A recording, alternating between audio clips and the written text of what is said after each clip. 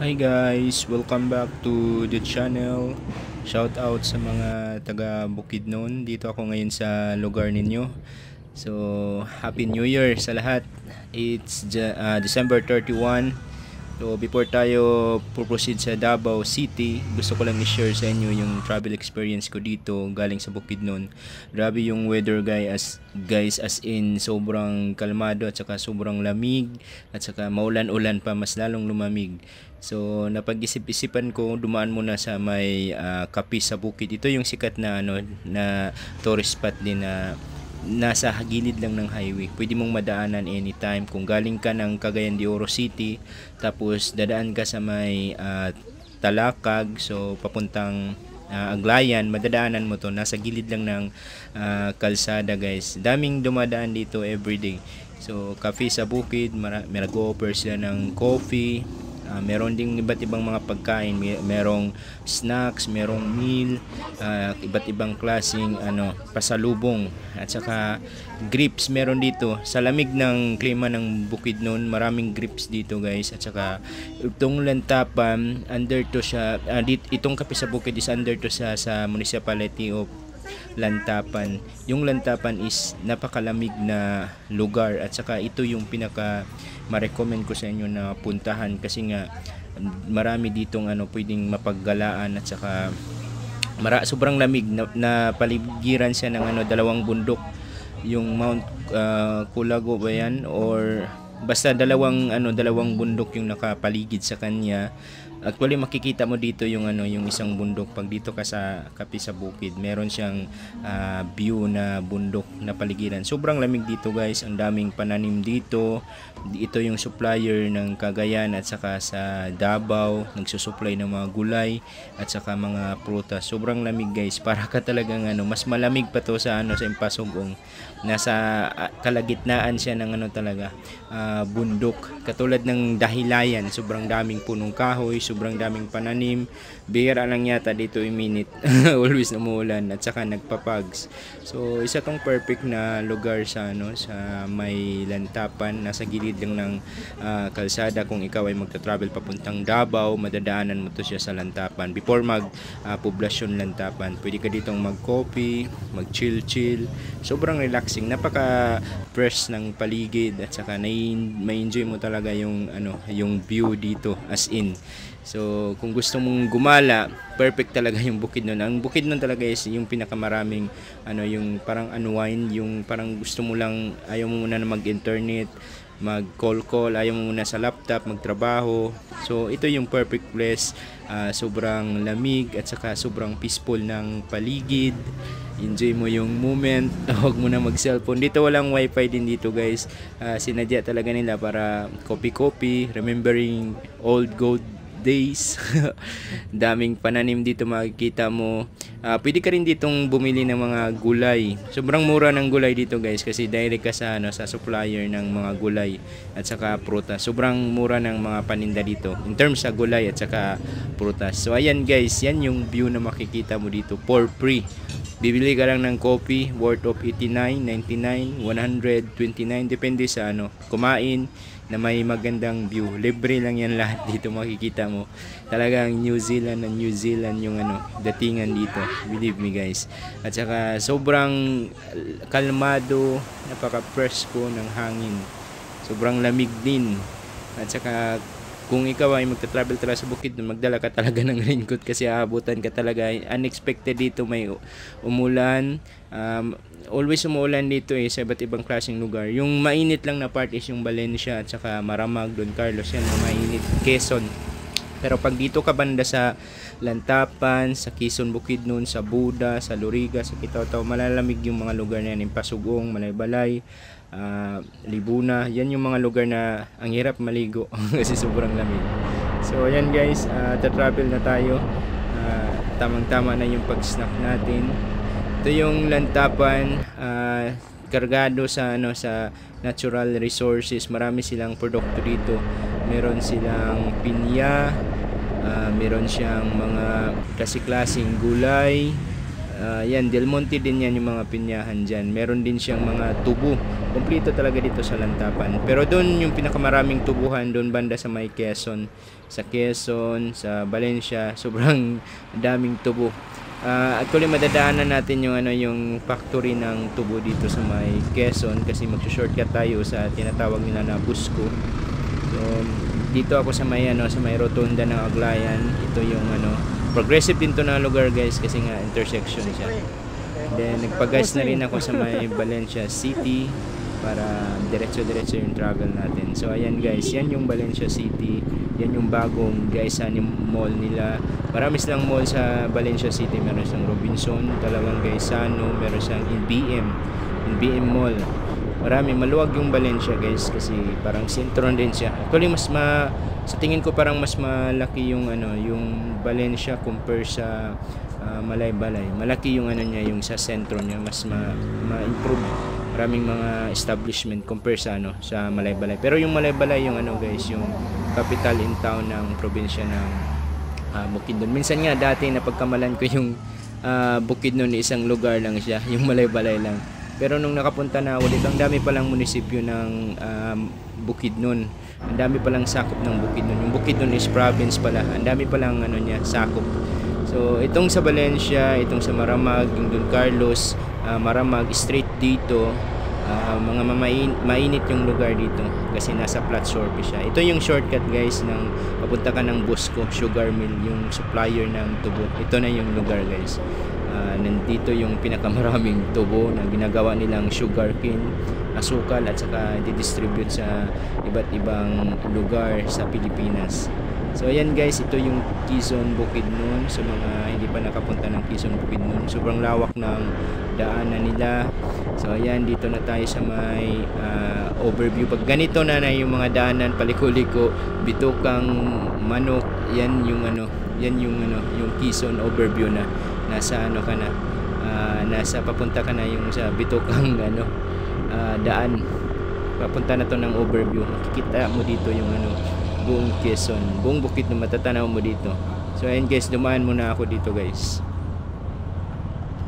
So ayan guys, papakita ko sa inyo sa Quezon overview kung anong meron sa Quezon overview. Yung curious na hindi pa nakapunta dito, yung sa Facebook lang nila nakikita yung view sa Quezon overview. So ito na yon. Yung una is meron kang makikitang mga souvenirs para sa mga travelers, sa mga tourists. May mga t-shirt sila dyan, merong mga handicrafts or ano-ano yung mga tinitinda nila na souvenirs para sa mga turista. So ang daming souvenirs dyan guys, t-shirt, lahat, mga porcelas meron dyan. Meron din kainan dito guys para sa mga gutom, meron din coffee. Kompleto naman sila dito. Papakita ko sa inyo yung ganda at saka ng overview na to. Grabe, very relaxing. Napaka taas to na overview. Nasa talaga matatanaw mo dito yung yung Quezon, yung Quezon Municipality. Matatanaw mo dito. Grabe yung view dito, guys. So ayan guys. Ilang steps with exercise na rin dito pag pupunta ka dito sa Quezon overview. So ayan guys, very refreshing. So ang ganda talaga ng feelings pag nakapag-travel tayo sa iba't ibang lugar, ma-experience natin yung dagat, yung bundok, yung ilog, yung yung mga klase-klaseng lugar sa syudad. So ako, ang dami ko nang napuntahan guys. Napaka malaking pasalamat ko na napupuntahan ko yung iba't ibang klaseng lugar kasi nga enjoy natin yung moment ng buhay natin kasi short lang yung time natin. Balang araw hindi na tayo makalakad or di kaya matanda na tayo, wala na tayong energy, so hanggang tingin na lang tayo. So habang bata pa, kung may time, may mga extra time, bigyan din natin ng reward yung sarili natin na gumala habang kompleto pa tayo, habang may energy pa tayo. So ayan guys, pero huwag kalimutan din na dapat meron din tayong budget kasi mahirap din mangutang tapos igala mo lang, mahirap yung ganun. Dapat extra money mo yung gagamitin. Yun na nga, yung utang din, isa din yung nakaka-stress. Nakapag-travel ka nga, pero pagbalik mo, stress ka. So ito sa akin is hindi to personal income ko to, extra. Pinaghandaan ko to pang travel, kasi mahirap na pag mangutang tayo tapos mag-travel. So depende naman sa diskarte mo kung kaya naman bayaran. Para sa akin, yung rule ko lang is pag mag-travel, sarili ko talagang pinagtitipunan ko yung mga travels ko. So and guys, yan yung view sa Bukidnon. Sobrang refreshing, ma-enjoy mo talaga kahit dumaan ka lang dito for 10 minutes or 15 minutes, mag-coffee. May mga coffee dyan, si Kwati. So yan yung overview Nature and Culture Park. So yan, diretso na tayo.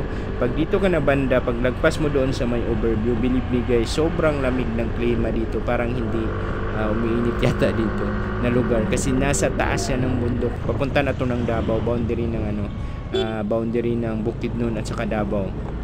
So dito yung pinakamaraming resort na sobrang lamig. Papakita ko sa inyo itong pupuntahan ko, yung Greek Hills. Sikat to. Alam nyo to kasi sikat to sa Bukidnon yung Greek Hills. Maraming mga pupunta dito.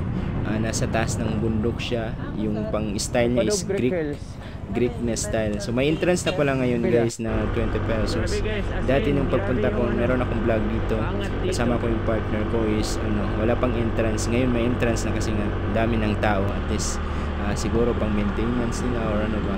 So maganda na pala yung daanan guys, pero paakyat yung mga check always your brake talaga dito kasi paakyat lahat halos. So make sure na kaya ng motor mo. At saka dito din dati nung pagpunta ko dati last is napakadelikado. Hindi pa rin tapos yung tulay hanggang sa ngayon. Dito yung dati, buti na lang ngayon tinambakan na nila dyan sa baba. Nung dati is wala pa yung tambak. Napakadelikado, nakakatakot, lalo na pag scooter yung motor mo, nakakatakot. Dito buti na lang tinambakan na nila dyan, no. At saka doon sa baba meron na silang ginawa na daanan, shortcut, papunta ka na ng Davao. Hindi ka na babalik doon sa kasi grabe yung doon, kung doon ka babalik guys, grabe, nakakatakot yung yung daan, yung pababa, nakakatakot pag mawalan ka ng brake, lalo na pang mga scooter nito. Wala talaga akong dito sa my scooter tiwala pag mga pababa, kasi nga yung brake niya is disc brake lahat, walang gear brake, walang engine brake ba. Pero kung matapos to yung tulay nila, sobrang ganda nito guys.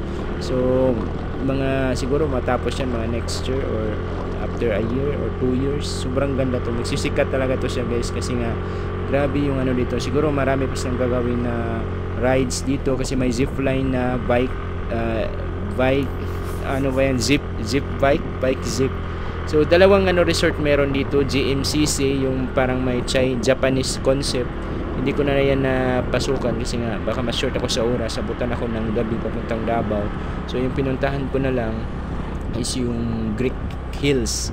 Ito yung gustong puntahan ng lahat. So may entrance pala siya na 100 pesos. Tapos of course meron ding parking boy dyan. Babayad ka ng 5 pesos para sa parking fee nila. So ayan guys, pero depende na yan sa'yo kung magkano yung ibayad mo. So ayan guys, meron din pala silang mga souvenirs, native products dito sa may entrance banda. So mga souvenirs yan galing sa mga Matigsalog tribe.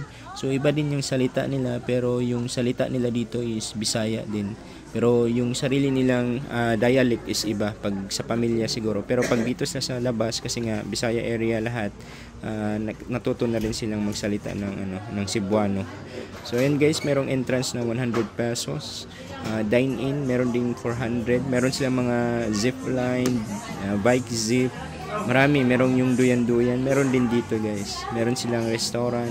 Very calm yung place guys. Masarap mag-coffee dito kasi nga sobrang lamig, mapapa-coffee ka talaga. So ayan na guys, nag-order na ako ng coffee, hot coffee.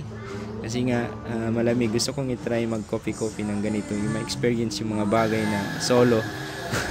For solo travelers lang to yung mga pag vlog ko guys, kasi nga wala dito yung yung partner ko. So and guys, may coffee sila, very broad coffee. Mafe-feel mo talaga yung sarap ng coffee pag ganyan.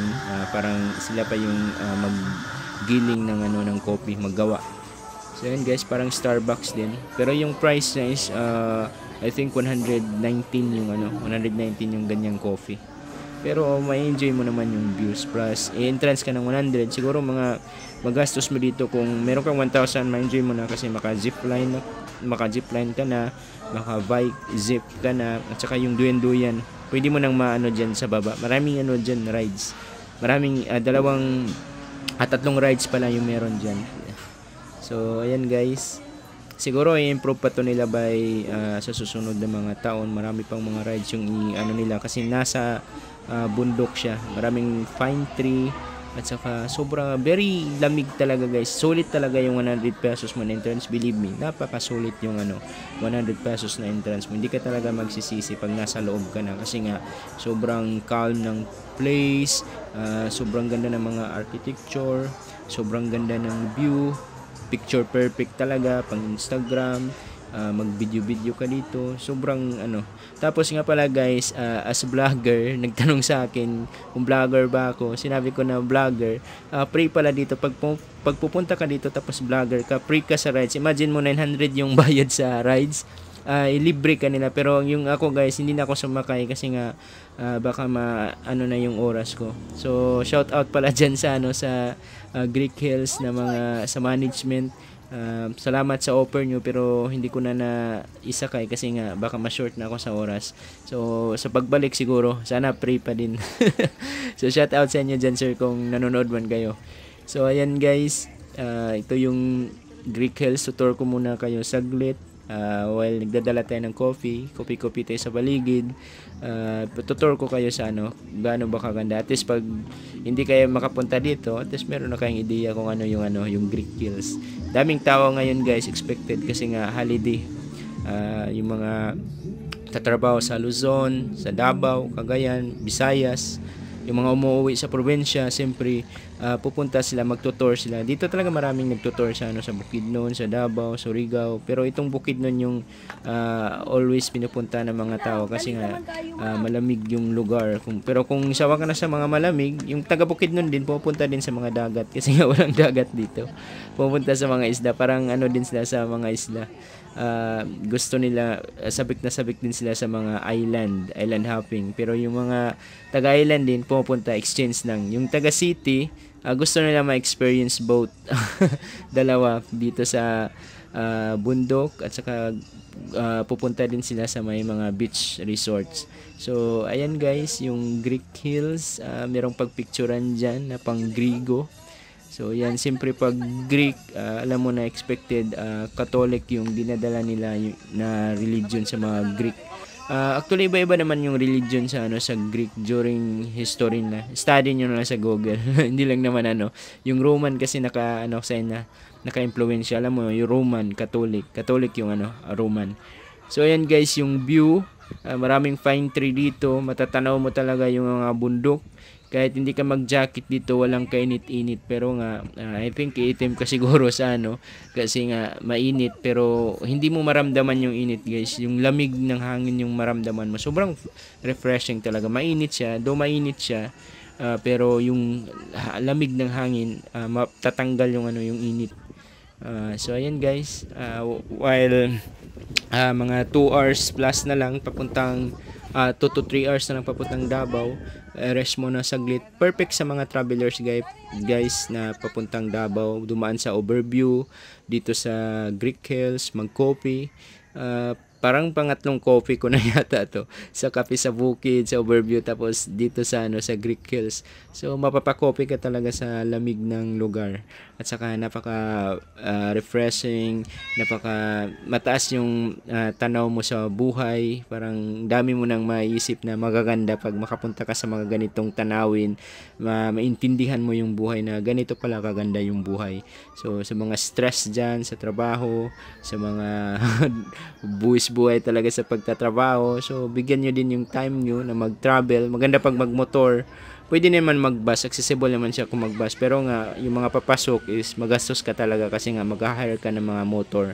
So maganda mag-rides talaga mag-motor kung may sasakyan, mayaman, so no problem. So accessible yung daanan dito lahat.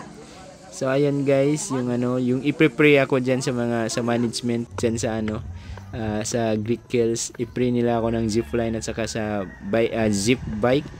So yung sinakyan ko na lang is yung ano, yung duyan-duyan. I think may bayad yun na 50 pero hindi na ako pinabayad. Free lang daw.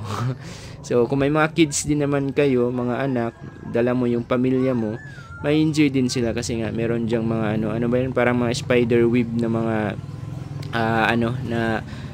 pupuntahan sa taas, akyat ka tapos ano ka doon, maglaro yung mga bata.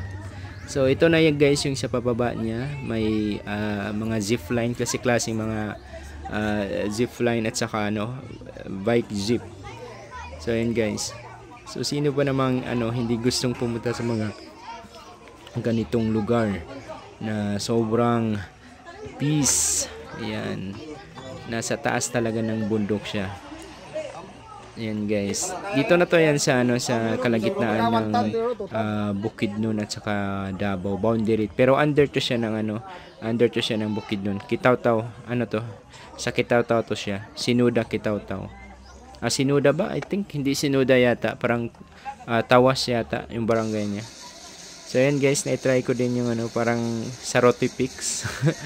Kasi walang magano sa akin, walang magtutulak sa akin doon sa Mahirap pala mag-isa dyan. Wala kang kasama, walang magtutulak sa iyo na magduyan-duyan. Pero at least na-experience ko yung magduyan-duyan. Maganda din mag-picture. So ayan na guys, yung yung bike zip nila. Hindi ko alam kung ano yung tawag, zip bike. So ayan guys, nakakatakot yan, nakakalula. Pero safety naman siguro. Meron naman silang seat belt. I don't know sa iba kung matatakot sa mga ganyan. So ayan guys, sobrang cool, sobrang astig din. Kaka-enjoy. Yung rides niyan is 300 pesos. Tapos yung sa zip line, dalawang balik ka na yung 300 pesos mo dyan. Tapos sa zip line, 600 pesos yung yung bayad sa zip line. So yan, yung zip line, mahaba din siya guys. Pababa din siya. So hindi ko na na-try kasi nga baka ma-short na ako sa oras. Maraming nakapila. So, yan, very cool yung place. Siguro mga 2 to 3 years mataas na yung mga dito. Matapos na yung tulay. Yan yung din guys, Japanese concept na na resort. Maganda din diyan kasi hindi na ako dumaan diyan kasi short na sa time eh. So, dalawang resort yung meron dito guys sa mataas na bundok. So, yan guys, papunta na tayo ng Davao. Wala kang problema dito mag-rides. Very smooth yung daan. Napakaluwag yung daan doon sa sa highway nila. Ito yung papasok. Very smooth yung daan. Walang rough road. At saka dito din pala guys, madadaanan mo din, marami din nagtitinda dito ng gulay, prutas, na mura lang kasi supplier nga sila. Katulad din sa Lantapan. So yan guys, madadaanan mo lang sa sa daan yung mga yung mga paninda nila. So ayan guys, continue na tayo. So ito pala yung guys, ito pala yung Loriga. Ito na yung papunta ka na ng Davao, malapit ka na sa Davao, papunta na to ng boundary. Madadaanan dito natin yung yung Agila ng Davao. Pag meron ng ganon Agila na Davao na madadaanan mo, ibig sabihin nasa Davao ka na. So ito yung last barangay ng Bukidnon. Maraming resort dito, maraming matulugan dito. Pwede kayong magstay dyan sa sa Kitaw-Taw, Loriga. Marami. So ayan guys, meron din sa mga paninda dito sa sa may boundary ng Davao. Marami din silang mga paninda. So alam niyo na yung mga native products. So ayan guys, yung mga tao dito, yung tribe is mga Matigsalong. Ganda ng view dito guys pag picturean yan. Mga native na mga statue saka malaking agila.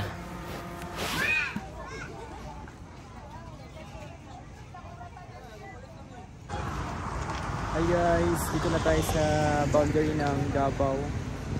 Davao, Bukidnon. Nandito na tayo sa boundary sa may bayanihan. So, mga 2 hours Davao City na. So yan guys, maganda yung dito, maganda yung background, may malaking agila. Ito na yung Pangilahan na malapit ka na sa Davao. Boundary na to ng Grabe, sobrang lamig ng klima dito sa sa boundary ng Davao. Dito yung pinakamalamig na klima kasi nga napapalibutan siya ng mga bundok, maraming bundok. At saka yung kasunod diyan yung Loriga, yung pinaka the best na na munisipyo. Pinaka the best na munisipyo yung Kitaw-Taw. Sobrang lamig yung weather niya. So yun guys.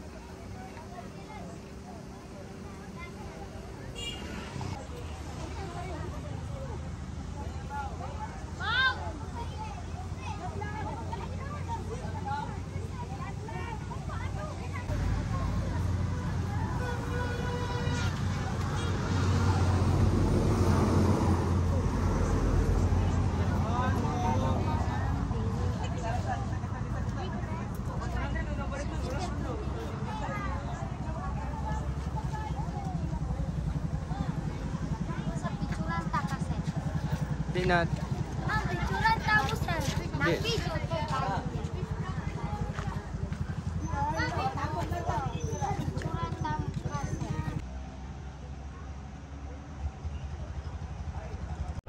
So, ayan guys, diretso na tayo ng Davao City. So, before ka mag Davao City, madadaanan mo yung mga magagandang views dito, matataas na mga bato, mga bundok. Grabe, picture perfect talaga yung dito. Yung paligid, yung madadaanan mo sa sa may papasok ka na ng Davao sa may Marilog District. Meron din palang shortcut dito papuntang Cotabato City, papunta ka ng Alusan, Arakan. Meron yung nadaanan ko. Yun ang yung shortcut niya. So ayan guys, yung view sa mga hindi pa nakapag-travel dito, maluwag yung daan. Dito dumadaan yung bus papuntang Davao City. Maluwag yung daan, napaka-fresh yung paligid. Sobrang lamig ng klima. At saka peaceful yung environment naman. Wala yung mga tao naman dito is peaceful naman namumuhay. At saka safety naman dito dumaan. So ayan guys, dito na banda, medyo nasa Davao City na. Sa may Kalinan, mainit na at saka traffic na. Balik sa stress. So ayan guys, at least malapit na tayo sa Davao. So ayan, dito na tayo sa may Mintal. 30 minutes na lang papuntang Davao. So mag-check-in tayo doon sa, dito na tayo matutulog sa Davao City. Then kakain tayo doon sa sikat nila na Rojas Night Market. Yung mga maraming klase-klaseng kainan nasa sentro ng syudad. So kakain tayo doon. So ayan na guys, naabutan na ako ng alas 5:30 ng hapon. Dadating ako dito sa mga 6:30 kung hindi ma-traffic. So ayan guys, subaybayan nyo lang yung channel ko. Maraming salamat sa always nanonood sa mga vlogs ko. Maraming salamat sa inyong suporta. So enjoy watching guys.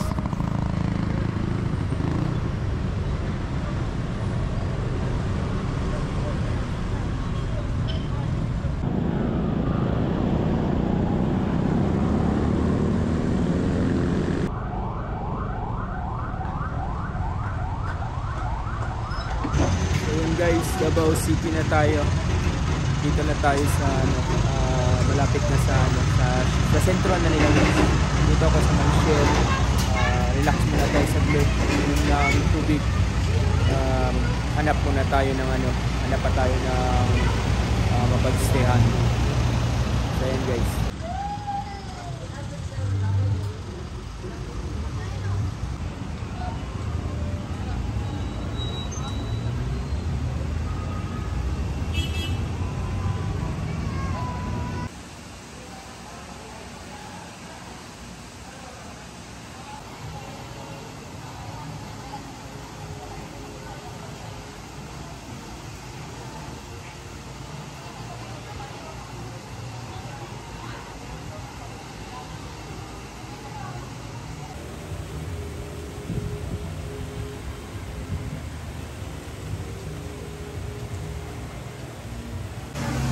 Hi guys, magandang gabi. Dito na tayo sa Davao City.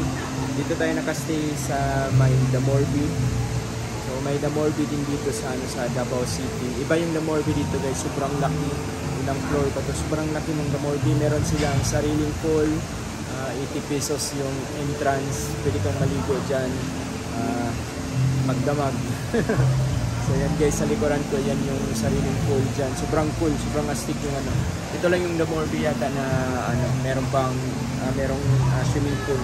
Saka sobrang laki guys ng space dito. Ang daming room. So yan guys, tingnan.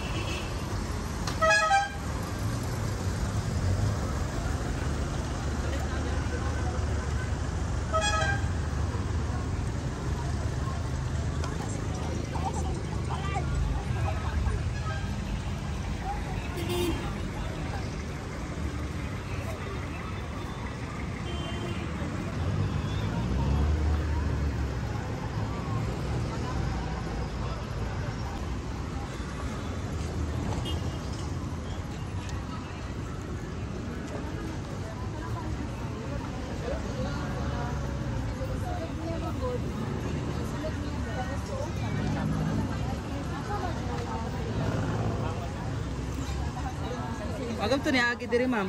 Ha? Pagura ni Agi.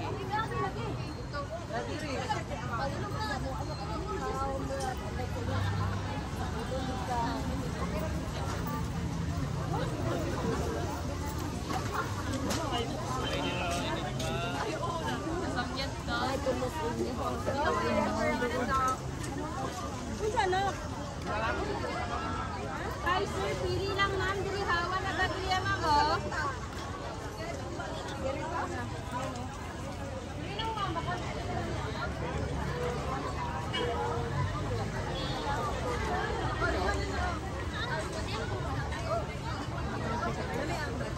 Ay, ma'am, sir, kaon.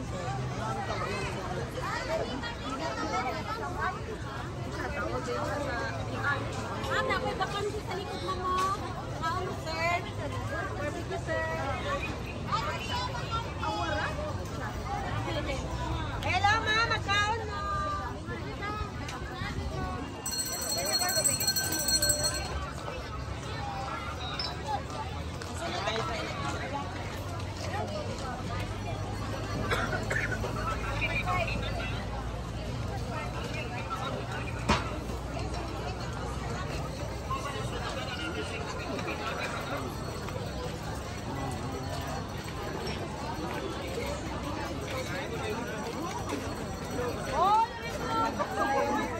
Buwang na ka.